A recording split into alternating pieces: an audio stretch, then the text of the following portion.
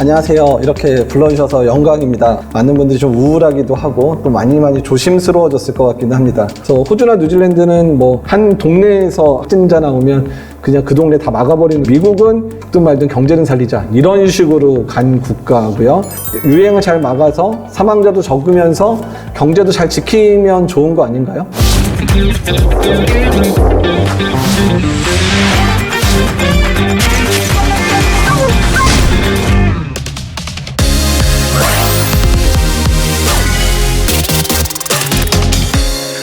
이제 2014년, 15년에 서아프리카의 시에라리온, 기니, 라이베리아에서 에볼라가 유행했었을 때, 그 2015년 1월부터 2월까지 그 시에라리온에 이제 제가 에볼라 긴급거리 이진 대장으로 이제 가게 됐거든요.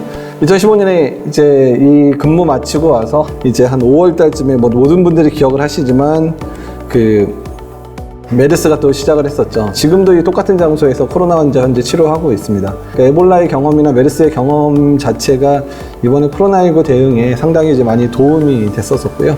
좀 현장 중심적인 그런 의견들을 이제 방역 당국에 전달할 수 있는 그런 기회가 됐던 것 같습니다.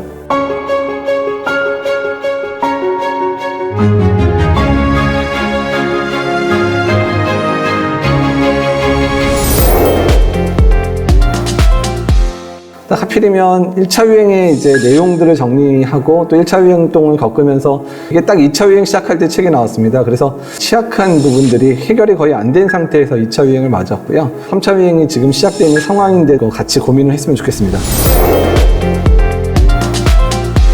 스페인 독감, 아마도 20세기 이후에 가장 최악의 그런 팬데믹 상황이라고 보통 표현을 하고 있고요.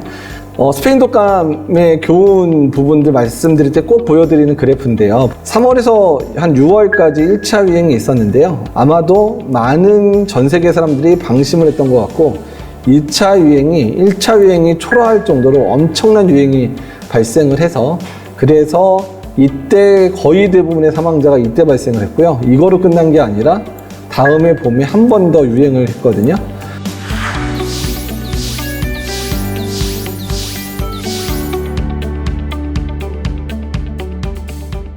코로나19라고 하는 바이러스가 스페인 독감처럼 사라질지 아니면 홍콩 독감이나 신종플루처럼 아예 남아서 백신이 나오고 이런 상황이 돼서 어느 정도 유행이 잠잠해지더라도 겨울마다 유행하는 바이러스가 될 가능성도 충분히 있겠다 이렇게 생각을 해볼 수 있고요. 그런 부분들에 대한 고민들 했으면 좋겠고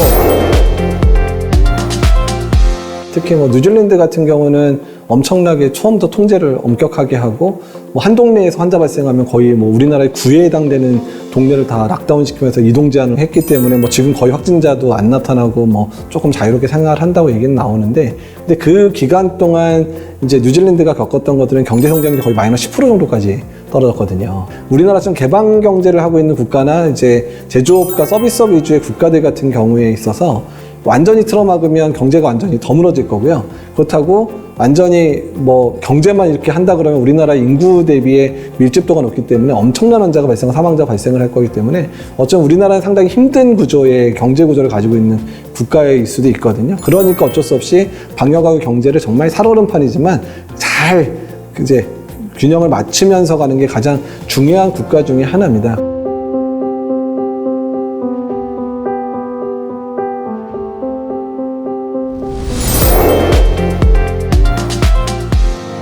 우리나라가 그나마 이제 사회적 거리두기의 국민적인 그런 참여 외에 방역 당국이 다른 국가보다 거의 한 달 전에 진단 체계를 갖췄고요. 역학조사 충분히 잘하고 또 환자들을 빨리 진단해서 빨리 격리시키는 이 3T를 잘해서 우리나라가 잘했다 얘기를 하고 있습니다.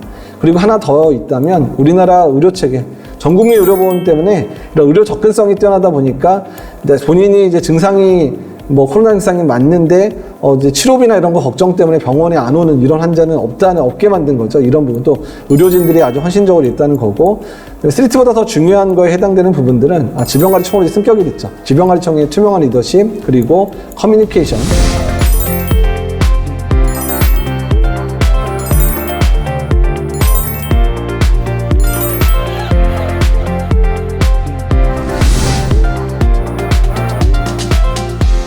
우리가 사회적 거리두기를 선제적으로 강화시키면 유행 자체가 짧아져요.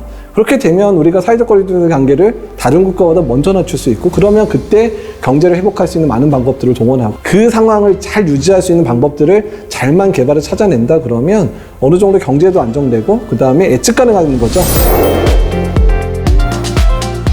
우리나라가 사회적 거리두기를 강화해서 만약에라도 다음 주 정도에 확진자 수가 감소하는 게 보인다 그러면 저 정도면 뭐 2, 3주 내에 우리나라 안정이 되겠어라고 신호를 주면 사람들도 2, 3주만 참다가 우리가 좀 안정되니까 또 확진자 숫자도 주니까 기본적인 경제적 활동은 다 유지가 가능하겠구나라고 하는 예측 가능한 상황을 만들어줄 수 있거든요. 그러니까 일단은 백신이 나와서 정말 많은 사람들이 걸리지 않는 상황이 될 때까지는 일단은 이제 방역의 측면에 있어서는 확진자가 늘어나고 사망자 늘어날 때는 선제적으로 빨리 올려가지고 줄이는 작업들이 필요하고, 또 그런 것 자체가 오히려 경제활동의 주체로 하여금 예측 가능한 상황을 만드니까 오히려 경제활동에 상당히 도움이 될 수 있다고 생각을 하고 있습니다. 감염병과 함께하는 일상이 되고 있는 것을 1년째 가고 있잖아요. 그리고 또 아까도 말씀드렸지만 장기적으로 토착화도 될 거고, 또 새로운 바이러스가 또 유행할 수도 있으니까 이런 부분들 고민이 필요하고요. 한국의 정과 관련되어 있는 문화, 우리나라에서 뭔가 일을 하려면 밥을 먹거나 차를 마시거나 술 한잔 해야지 일이 잘 되던 그런 문화들도 바꿔서 이제는 만나지 않고도 해결될 수 있는 문화를 만들어야 될 것 같고, 취약계층 보호 전략 잘해야 되죠. 고위험군도 보호해야 되지만 전반적으로는 청년층의 유행을 억제해서 고위험군의 감염 자체의 확률을 낮추는 게 현재로서는 가장 좋은 전략일 것 같다.